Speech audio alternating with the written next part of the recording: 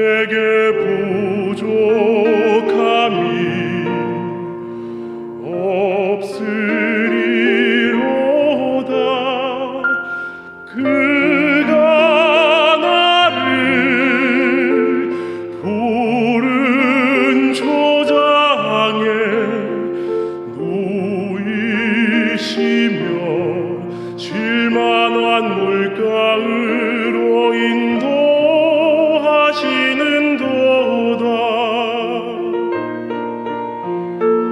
내 영혼 소생 시키시고 자기 이름 위하여 의의 길로 인도하시는도다.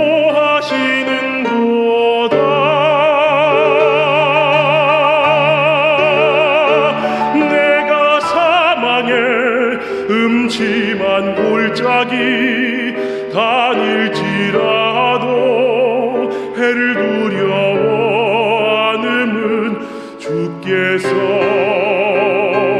나와 함께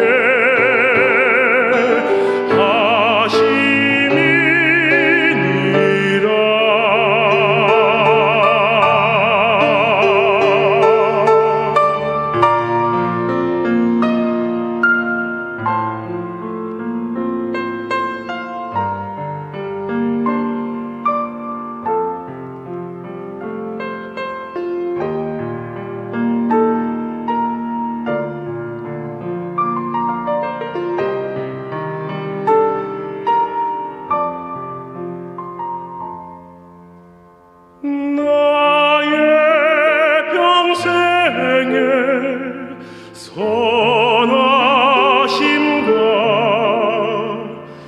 인자하심이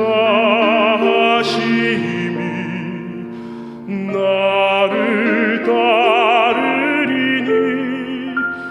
내가 여호와 집에 영원토록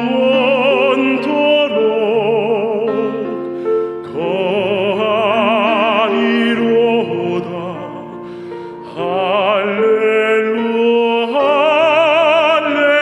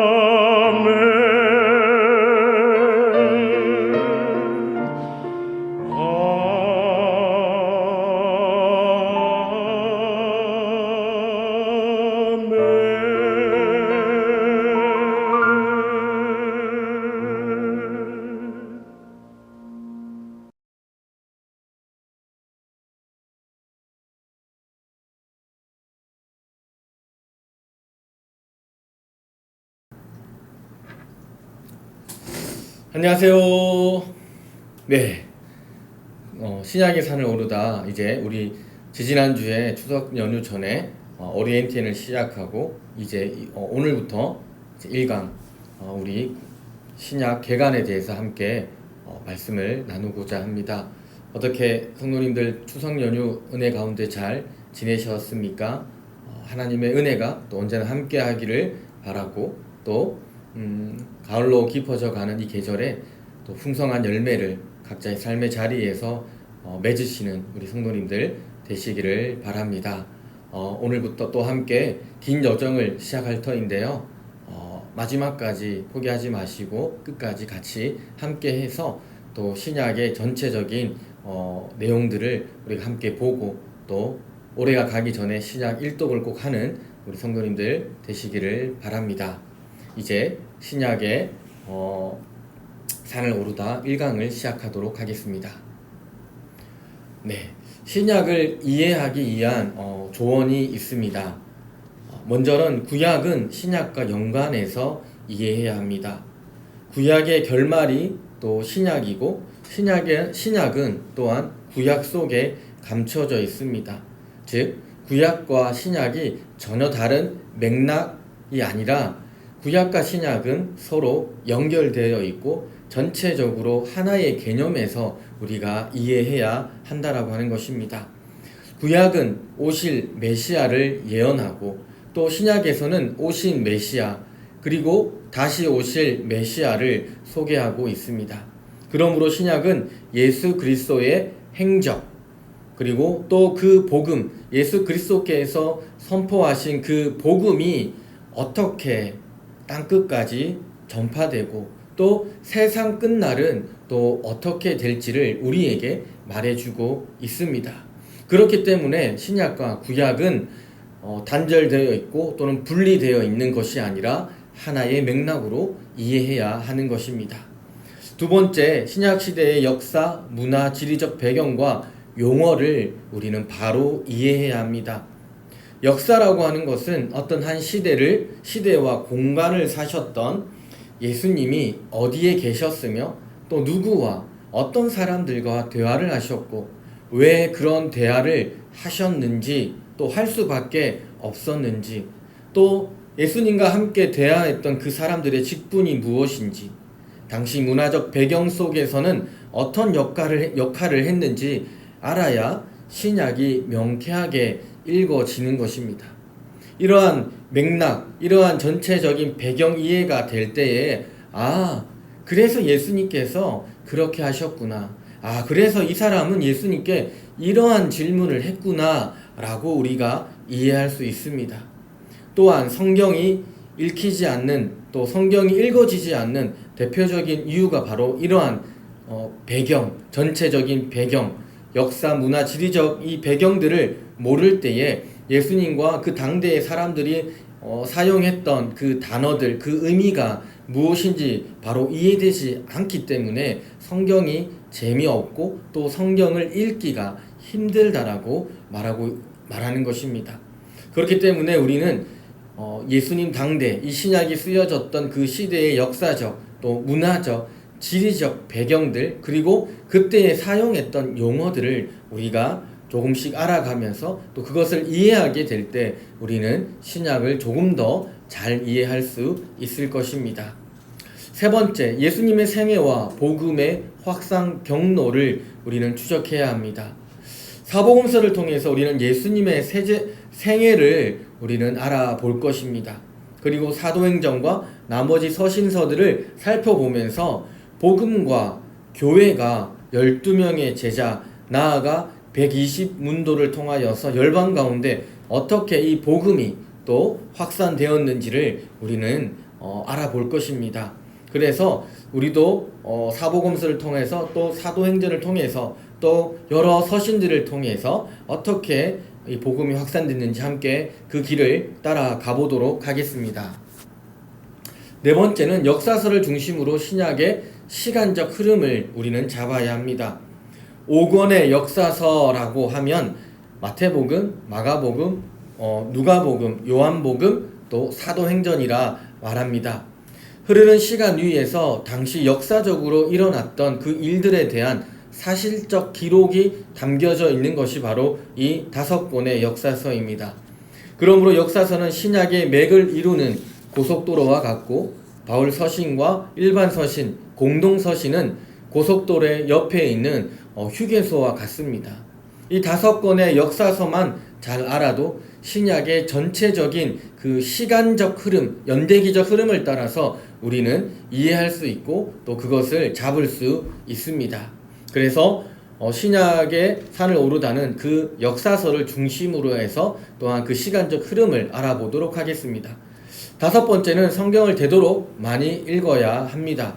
성경을 읽지 않고 모든 정보를 다 얻을 수는 없습니다. 성경을 읽을 수 있는 용기와 또 자극, 스스로 또 동기부여를 계속적으로 해야 하는 것입니다. 특별히 구약이 아니라 신약은 분명히 우리가 구약보다는 훨씬 더 용기를 가지기 쉽습니다. 구약에 비해서 신약의 내용은 현저하게 작습니다. 물론 그 내용은 훨씬 더 풍부하고 더 많은 것을 이루고 있지만 물리적으로 또 장별로 따지면 훨씬 더 적은 양이 신약에 기록되어 있습니다. 그래서 스스로 용기를 가지시고 또 함께 성도들끼리 우리 자극을 하셔서 또 동기부여를 하셔서 우리가 함께 한 번이라도 이 성경을 제대로 읽어야 하는 것입니다. 읽으면 읽을수록 더 많은 은혜가 묻어나는 것이 바로 성경임을 잊지 마시기 바랍니다. 그래서 하루에 한두 장 읽는 것도 중요하지만 서신서에 같은 경우는 하루에 그냥 한 권을 읽으셔도 좋습니다. 하루에 한 권, 하루에 두 권, 4장, 5장, 6장 되는 이 분량의 책들을 한 번에 읽으셔도 괜찮습니다. 성경은 읽으면 읽을수록 우리에게 더 많은 묵상의 은혜를 더해 주는 것입니다. 꼭 잊지 마시고 이 5가지 신약을 이해하기 위한 조언을 늘 기억하시면서 우리가 한 학기 동안 이 신약의 산을 오르는 우리 성도님들 되시기를 바랍니다. 네, 그렇다면 신약의 시간적 흐름에 대해서 함께 나누고자 합니다. 신약, 뉴 테스트먼트라고 하는 이 문자적 의미는 새로운 언약, 새 언약이라고 할 수 있습니다. 우리가 잘 알고 있듯이 언약이라고 하는 뜻은 양자 간에 맺은 일종의 약속, 계약이라 말할 수 있습니다. 구약은 시내산에서 모세를 통해서 주어진 언약에 근거하여서 하나님께서 이스라엘 민족들을 다스리시고 또 섭리하시는 그 사건을 기록하고 있습니다. 그렇다면 신약은 어떤 언약을 기반으로 해서 그것을 다루고 있을까요? 바로 신약은 하나님께서 예수 그리스도를 통하여서 인간과 맺은 새로운 그 약속에 대해서 기록하고 있습니다. 신약의 메시지는 인간의 죄를 위해서 인간의 옷을 입고 오신 예수 그리스도와 그분의 사역과 그리고 그분을 영접하고 받아들인 사람들, 즉 교회에 대한 이야기가 주 내용이라는 것을 우리가 알아야 하는 것입니다. 정리하면 신약은 예수 그리스도께서 하나님께서 예수 그리스도를 통하여 인간과 맺은 새로운 언약에 기반하고 있습니다. 그래서 신약의 메시지는 바로 그 예수 그리스도께서 하신 말씀, 또 이 땅에 오셔서 직접 활동하셨던 그의 삶, 사역, 그리고 그것을 들었던 또 그분을 영접했던 사람들의 이야기가 바로 신약이라 말할 수 있습니다. 그러므로 신약의 중심 주제는 예수 그리스도를 통한 구원이라 말할 수 있습니다.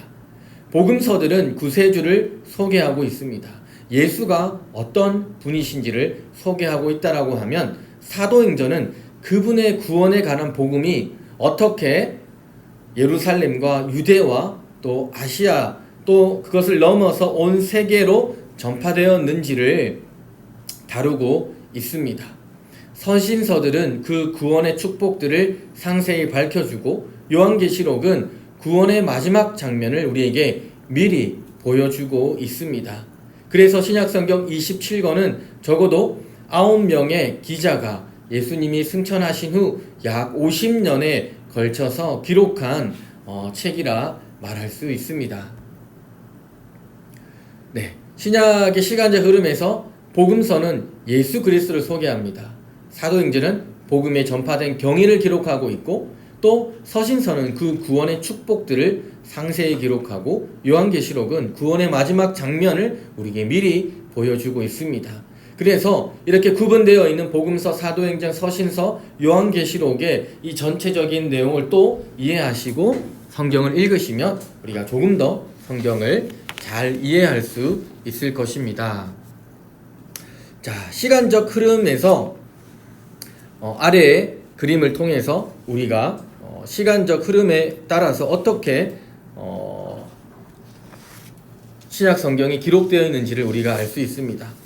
제가 아까 전에 시작할 때 역사서 5권이라고 말씀드렸습니다. 그 5권 중에서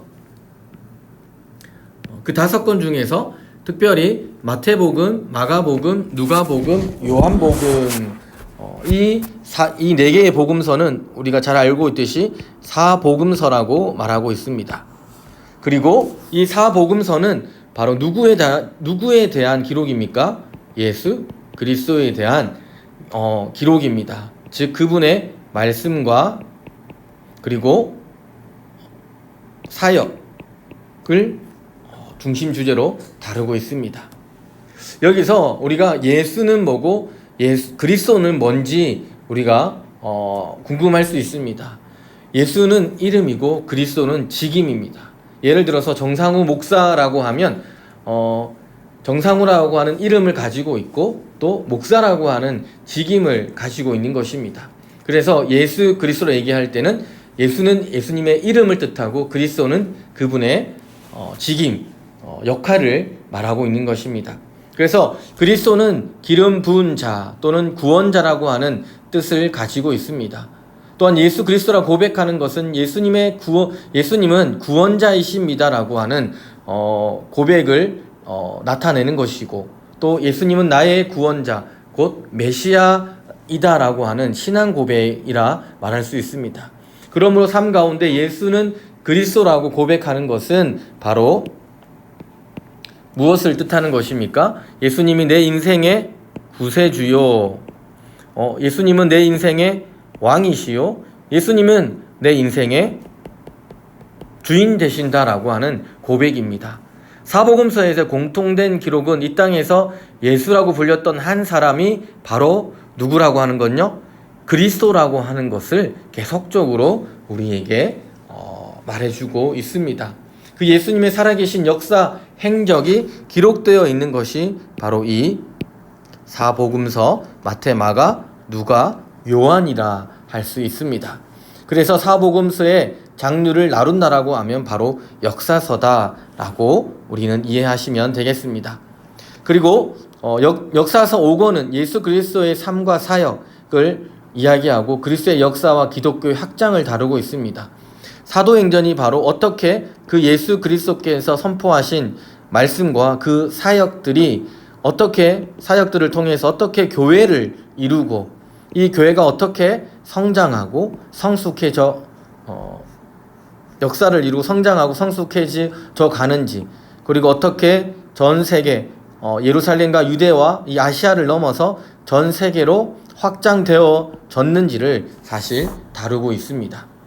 그리고 바울의 교회 서신은 총 9권입니다. 이 9권에서는 교회와 성도들을 격려하고 교훈하기 위해 쓰여졌고요. 그리고 바울의 목회 서신은 총 4권입니다. 목회 서신은 디모데 전서, 디도서, 그리고 디모데 후서, 이렇게 기록되어 이렇게 나눌 수 있습니다. 목회자들에게 신실함과 부지런함으로 봉사할 것을 가르치고 있고요. 또 9권의 우리 일반 서신 또는 우리가 공동 서신이라고 말하는데요. 이 일반 서신은 박해받는 성도들에게 쓴 글로 그리스도인들을 성숙하게 하는 실제적인 도움의 말들이 담겨져 있습니다. 일반적으로 바울 서신은 수신자의 이름, 즉 받는 사람의 이름을 따서 기록했습니다. 그래서 갈라디아서는 갈라디아 교회, 데살로니가 전후서는 데살로니가 교회에 대해서 그렇게 수신자의 이름을 중심으로 기록되었고, 일반 서신은 발신자의 이름을 따라서 기록됐습니다. 그래서 야고보가 기록한 야고보서, 베드로가 기록한 베드로 전후서, 그리고 요한, 유다서는 다 요한과 유다가 기록한 책들이 되겠습니다. 역사서를 따라 이렇게 큰 흐름을 따라서 우리가 읽어 나가면서 그 사이사이에 있는 이 서신서들이 기록되어 있는데요. 이 서신서들을 우리가 함께 보면서 또 어떤 말씀이 또 어떤 내용이 담겨져 있는지를 우리가 함께 알아보면 좋을 것 같습니다.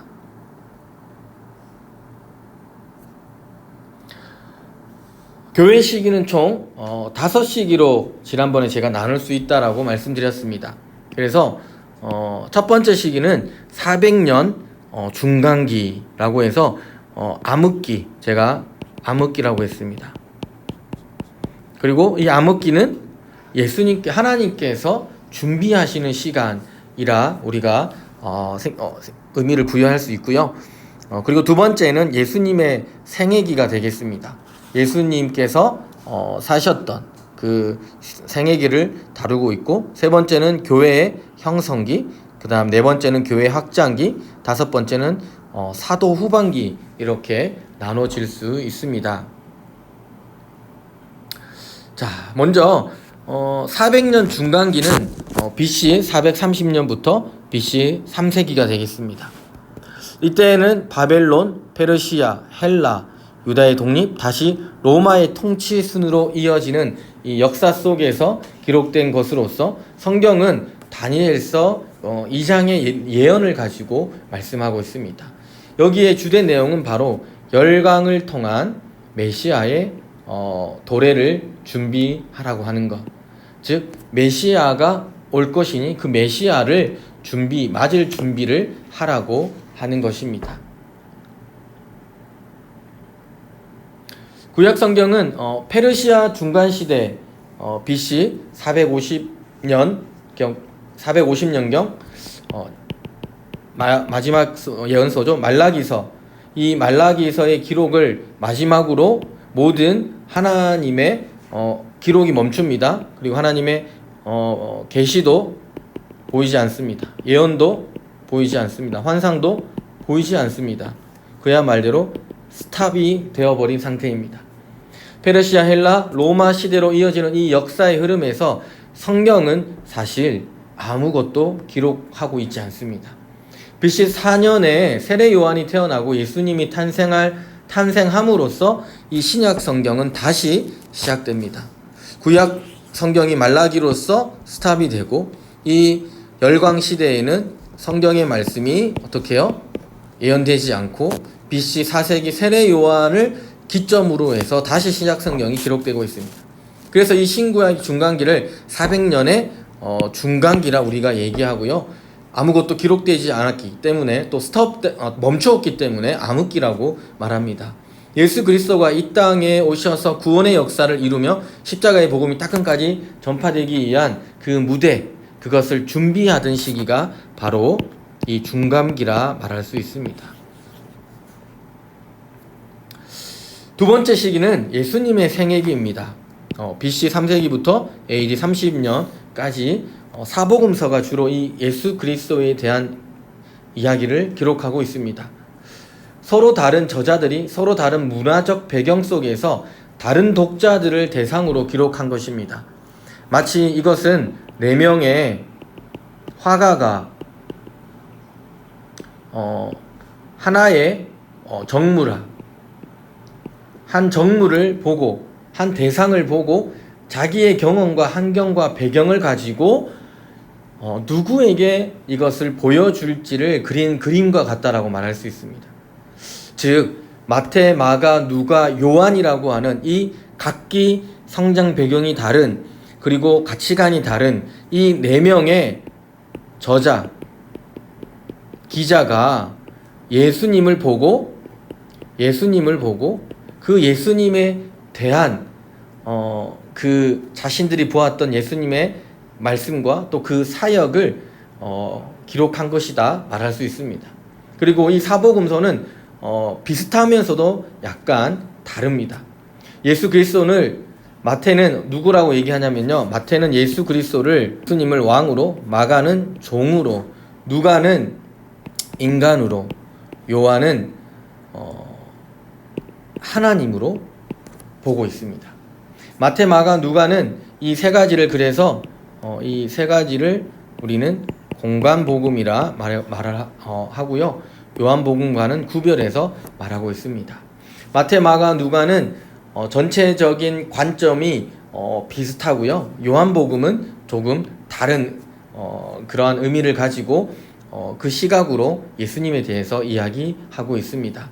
그래서 마태복음은 왕으로서 그가 다스리고 통치하기 위해서 예수님이 이 땅에 오셨다라고 보고요, 마가복음은 종으로서 그는 고통을 받으시기 위해서, 섬기기 위해서 이 땅에 오셨다라고 말합니다.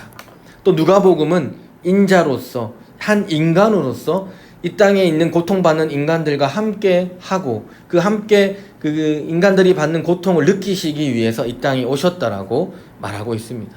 또 요한복음은 하나님의 아들로서 그는 인간을 구속하기 위해서 구원자로 이 땅에 오셨다라고 말하고 있습니다. 세 번째는 교회 형성기입니다. 교회 형성기는 AD 30년부터 AD 48년에 주로 기록되었습니다. 구분은 베드로와 빌립으로 인한 예루살렘을 넘은 복음이다라고 말할 수 있습니다. 오순절에 마가의 다락방에 모였던 120명의 성도들에게 임한 성령, 그 성령을 통해서 예루살렘의 교회가 탄생하게 됩니다. 처음에 믿는 사람들은 당연히 그 예루살렘과 유다에 국한되어 있었지만 유대인들의 핍박을 통하여서 이 교회는 오히려 복음을 가지고 어디로 가나요? 사마리아로, 그리고 다른 지역으로 확산되게 됩니다. 교회가 크게 확장되기 시작한 것은 당시 교회 제일의 공적이었던 다소 사람 사울이었습니다. 사울 때문에 사실 교회는, 그리고 복음은 확장되기 시작했습니다. 예수님은 자기를 가장 핍박하는 자 바울을 통하여서 그를 다메섹 도상으로 부르시고 그에게 이방인에게 복음을 전하는 사명을 주셨습니다. 그 내용이 바로 사도행전 1장부터 12장에 기록되어 있고요. 교회의 중심은 신자들이 처음으로 그리스도인이라고 불렸던 수리아의 안디옥으로 옮겨지게 됩니다. 그래서 이 교회 형성기는 사도행전 1장부터 12장의 내용을 다루고 있고요. 성령 강림과 교회의 설립과 이 교회를 통한 복음의 전파가 주로 기록되어 있습니다. 네 번째 시기는 교회 확장기입니다. AD 48년부터 AD 62년까지 교회 확장기에는 기록되어 있고요. 사도행전 13장부터 28장 마지막 장까지, 그리고 갈라디아서, 야고보서, 마지막 베드로 후서까지 많은 서신서들의 이 내용들이 기록되어 있습니다. 바울은 1차 전도 여행을 통해서 안디옥 교회의 파송으로 로마가 만들어 놓은 길을 따라서 바나바 또 마가와 함께 첫 번째 전도 여행을 시작하게 됩니다.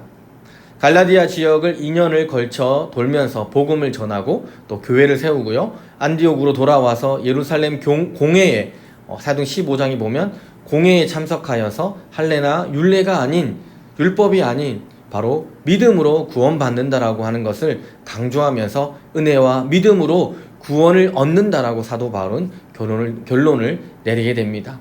그래서 바울이 안디옥에서 돌아오면서 갈라디아 성도들을 생각하면서 갈라디아서를 기록하고, 또 학자들은 야고보서도 신약의 서신서 중 가장 먼저 기록된 것 중에 하나라고 생각합니다. 갈라디아서는 믿음만이 구원의 방법임을 강조합니다. 그러나 야고보서는 또한 구원을 위해 행하지는 않지만 구원을 받으면 행하게 된다라고 강조하는 것입니다. 이어서 바울의 2차 전도 여행은 바울과 실라와 디모데가 두 번째 여행을 떠나게 됩니다. 그들의 계획은 1차 전도 여행지에서 갈라디아로 지역으로 돌아보려고 하였지만, 첫 번째 전도 여행을 했던 그 지역을 돌아보려고 하였지만 환상을 통해서 마게도니아, 헬라, 그리스도까지 건너가 복음을 전하게 됩니다. 그리고 고린도에서 1년 6개월간 머물며 복음을 전하고, 바울은 고린도 전후서, 데살로니가 전후서를 기록하게 됩니다. 그리고 바울의 3차 전도 여행은 마게도니아 지역에서 다시 가는 것이었으나 대부분의 시간을 에베소 교회에서 머물며 제자를 양육하고 교회를 세우게 됩니다. 세 번째 전도 여행에서 바울은 고린도 전후서와 로마서를 기록하게 됩니다. 고린도 전후서는 교회의 문제와 바울의 사도권에 대한 도전을 다루고 있고, 로마서는 구원의 복음을 가장 조리 있게 설명하고 있습니다. 로마서 끝에서 바울은 31명의 이름을 하나하나 밝히고 문안합니다. 그때까지 바울은 로마에 가지 못했지만 31명이 로마 제국의 다른 곳에서 만났던 것입니다. 바울의 3차까지의 전도 여행은 사도행전에서 각각 3장의 장을 차지합니다. 또한 전도 여행과 관련해서 쓴 편지의 수와 전도 여행의 차수가 일치합니다. 1차 전도 여행에서 편지 1개를 적게 되고요. 2차 여행에서 2개, 3차 여행에서 편지 3개, 4차 여행에서 편지 또 3개를 기록하게 됩니다. 또 로마로의 복음의 확장이 사도행전과 에베소서, 빌립보서, 빌레몬서, 골로새서에 기록되어 있고, 이 중에서 바울이 로마 감옥에 머물면서 기록한 편지를 옥중서신이라고 하는데, 바로 에베소서와 빌립보서, 빌레몬서, 골로새서가 바로 이 옥중서신이 되겠습니다. 또 바울의 4차 전도 여행, 바울은 로마에서의 감옥 생활 중 약 4년 동안 잠깐 풀려납니다.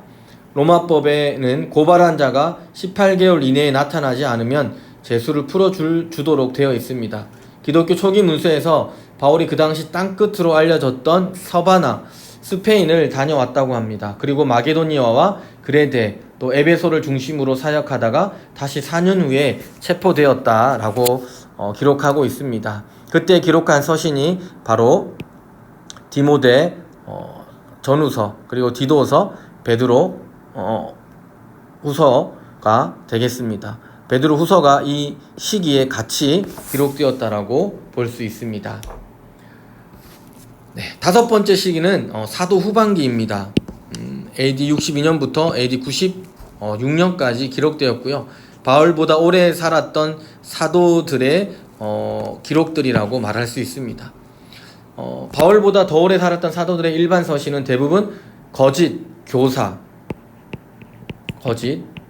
교사와 이단에 대한 경고, 또 그들을 어떻게 대처할 것인가에 대한 기록들이 대부분 이루고 있습니다.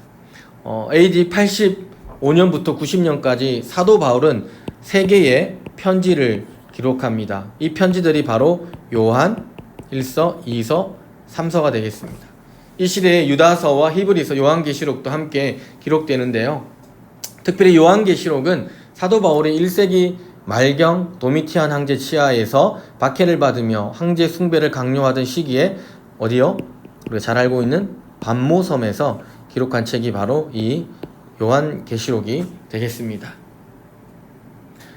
예언의 책에서 요한계시록은 세상 역사의 종말과 찬란한 새 예루살렘 성이 성도들을 위해서 준비되어 있음을 묘사하고 있습니다. 그것은 신약 성경을 끝낸 것뿐만 아니라 세상의 마지막에 대한 하나님의 계획도, 미래에 대해서도 쓰여져 있는 것입니다. 이렇게 총 5가지 시기로 우리는 신약을 구분할 수 있고, 한 학기 내내 우리는 이 5가지 시기 안에서 우리는 더 세부적인 내용들을 알아가도록. 네. 제가 30분 안에, 영상 강의는 30분 안에 마치려고 오늘 첫 시간인데 좀 빠르게 진행하지 않았나 생각됩니다.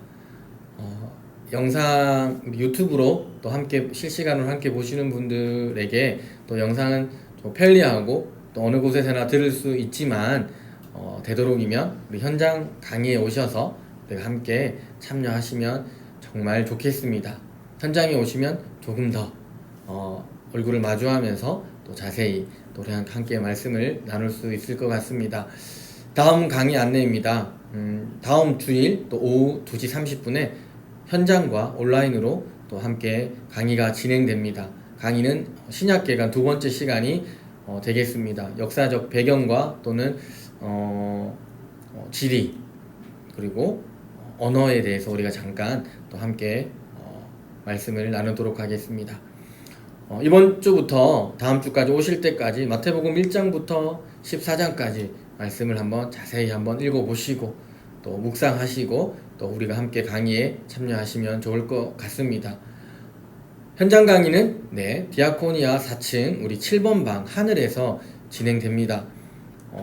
조금 피곤하고 힘드시더라도 꼭 오셔서 우리 함께 얼굴을 마주하시면서 또 간식도 드시고 차도 한잔 하시면서 우리가 여유 있게 우리 오후 시간에 또 우리 함께 은혜 받는 시간 되셨으면 좋겠습니다. 어디라고요? 디아코니아 센터 하늘방 7번 방입니다. 오셔서 함께 은혜 받으셨으면 좋겠습니다. 기도하겠습니다. 사랑과 은혜 하나님 감사합니다. 추석 명절 주님 은혜 가운데 지내게 하시고 또 가족들과 즐겁고 행복한 시간을 보내게 하시고 또 함께 이번 시간에 신약의 산을 오르다 첫 번째 강의로 우리를 함께 모이게 하시고 현장과 온라인으로 말씀을 나누게 하시니 감사합니다. 우리가 함께 들었던 이 말씀을 기억하고 또 잘 이해하게 해주셔서 또 이 한 학기 동안 신약의 말씀을 우리가 꼭 한번 통독하고 또 묵상하며 나아가는 은혜의 시간 되게 하여 주시옵소서. 점점 가을로 가고 있습니다. 하나님의 섭리와 시간은 하나님의 때를 따라 가고 있음을 우리는 바라보게 됩니다. 그 하나님의 섭리와 뜻 가운데 이 가을 그 누구보다도 신앙에 또 가정에 교회에 하는 사업마다 귀한 그리고 또 풍성한 열매를 맺는 우리 성도님들 되게 하여 주시옵소서. 감사합니다. 이 모든 거 예수님의 이름으로 간절히 기도드립니다. 아멘. 네, 감사합니다. 또 다음 주에 함께 뵙도록 하겠습니다. 감사합니다.